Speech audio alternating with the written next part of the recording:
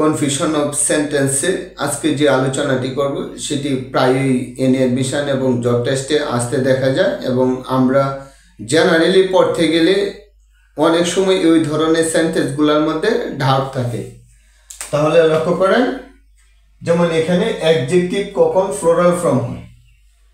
একটা বিষয় মনে রাখতে হবে, এই যে এখানে the poor are not always happy, এই যে আর এখানে কেন ইউজ করা হলো? এই যে পোর তো গণনা করা যায় না, আনকাউন্টেবল, আবার সেটি হচ্ছে কি অ্যাডজেক্টিভ, তাহলে ইজ হওয়ার কথা, তাহলে এখানে আর কেন হইলো সেটার মধ্যে কনফিউশন থাকে। আবার এখানে আর দেওয়া যা হয়েছে এটা কেন দেওয়া হইলো সেই বিষয়টা আমাদের জানা থাকে না। এই যে অ্যাডজেক্টিভের পূর্বে যখন আর্টিকেল দিয়ে আসে তখন সেটি ফ্লোরাল ফর্ম হয়, আর অ্যাডজেক্টিভের কোনো ফ্লোরাল ফর্ম নেই, কিন্তু দার কারণে সেটি ফ্লোরাল হিসেবে ব্যবহৃত হয়েছে। এই জন্য the poor are not always happy, গরিবেরা সবসময় সুখী নয়।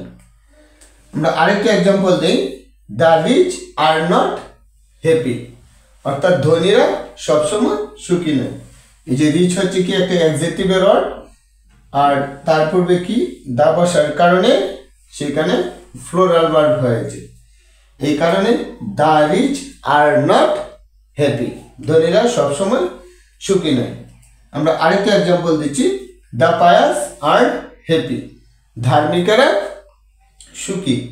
এই যে এখানে পায়াস হচ্ছে কি অ্যাডজেক্টিভের ওয়ার্ড, আর তার পূর্বে দা বসছে, এই কারণেই হচ্ছে কি ফ্লোরাল ফর্ম, অর্থাৎ সাবজেক্ট ফ্লোরাল হলে ভার্বও ফ্লোরাল, অর্থাৎ সাবজেক্ট ফ্লোরাল হিসেবে এখানে বিবেচিত হয়েছে।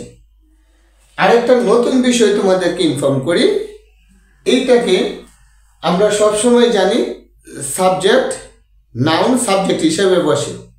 তাহলে এই যে এইখানে পোয়ার যে হচ্ছে কি একটা অ্যাডজেক্টিভের ওয়ার্ড, তাহলে আমরা এই সেন্টেন্সে কি বলবো, সেটি হচ্ছে কি নাউন। এই যে আমরা পোয়ার ওয়ার্ডটা নাউন বলবো, তাহলে আসলেই কি নাউন সেই বিষয়টা আমাদের জানতে হবে। তাহলে লক্ষ্য করেন, এই যে পোয়ার ওয়ার্ডটি যে অ্যাডজেক্টিভের ওয়ার্ড সেটাকে বলা হয় নাউন ইকুইভ্যালেন্ট, অর্থাৎ সেটি হচ্ছে কি নাউনের সমতুল্য। এই জন্য আমরা সরাসরি নাউন বলবো না, সেটা নাউনের সমতুল্য, অর্থাৎ নাউন হিসেবে সেটা কাজ করেছে যখন আর্টিকেলটা আসছে। আর কিসের পূর্বে আর্টিকেল বসে সেটা তো আমরা জানি, নাউনের পূর্বে আর্টিকেল বসে। এই কারণে পোরও হচ্ছে কি একটি নাউনের ওয়ার্ড, প্লাস পোর হচ্ছে কি একটা ফ্লোরাল ফর্ম, দা বসার কারণে। আমরা যদি বেসিক্যালি এভাবে আমরা বুঝে পড়ি তাহলে জেনারেলি অথবা অ্যাডমিশন টেস্ট এবং জব টেস্টের জন্য কাজে লাগবে। এটা অনেকেরই কনফিউশন থাকে কেন আর দেওয়া হয়েছে। এই ছিল আজকের বিষয়বস্তু, পরবর্তী ক্লাসে আবার দেখা হবে। আর প্রত্যেকটা ভিডিও সহজে পেতে ভিডিওটিতে একটি লাইক দিয়ে zero to job English YouTube channel থেকে সাবস্ক্রাইব করে আমাদের পাশেই থাকুন। ধন্যবাদ সবাইকে, থ্যাংক ইউ সো মাচ।